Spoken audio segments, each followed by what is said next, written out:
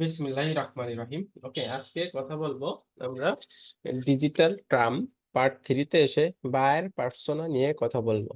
Buyer persona কি জিনিস এটা আজকে জানবো।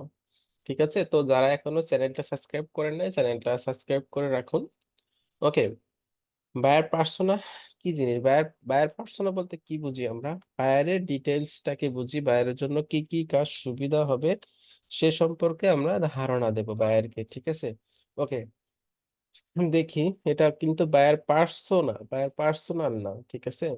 ওকে, a buyer persona is a research based profile that depicts a targeted customer.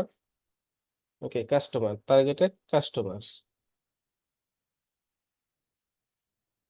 Buyer persona describe who your ideal customer, what their days are like, the challenge they face, and how they make decision। মানে এখানে ধরুন আপনার কি আছে? আপনার কাছে ৫০ টা buyer আছে। ঠিক আছে? ৫০ টা কাস্টমার আছে। ঠিক আছে? এখন এই ৫০ টা কাস্টমার থেকে আপনি ২০ টা কাস্টমারের অ্যা দেখা যাচ্ছে জীবন বৃত্তান্ত নিয়ে আপনি গবেষণা করছেন। ঠিক আছে? কি, কি গবেষণা করছেন? আ তার ভালো দিক কোনটা? ঠিক আছে? যার দিন শুরু হয় কিভাবে, ভালো কি খারাপ দিয়ে এটা আপনি যাচাই করবেন। ঠিক আছে? সে দিন শেষে কি, কি ফেস করে, তার বিজনেস নিয়ে সে কি ফেস করে। ঠিক আছে? এটা আপনি দেখবেন। সে কি ডিসিশন নিচ্ছে এটা আপনি দেখবেন। এটা দেখার পরে আপনি তার জন্য একটা কি করবেন?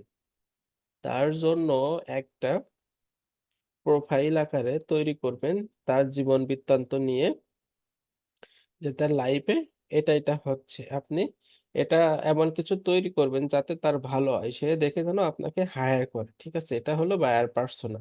সেটা কিভাবে হতে পারে?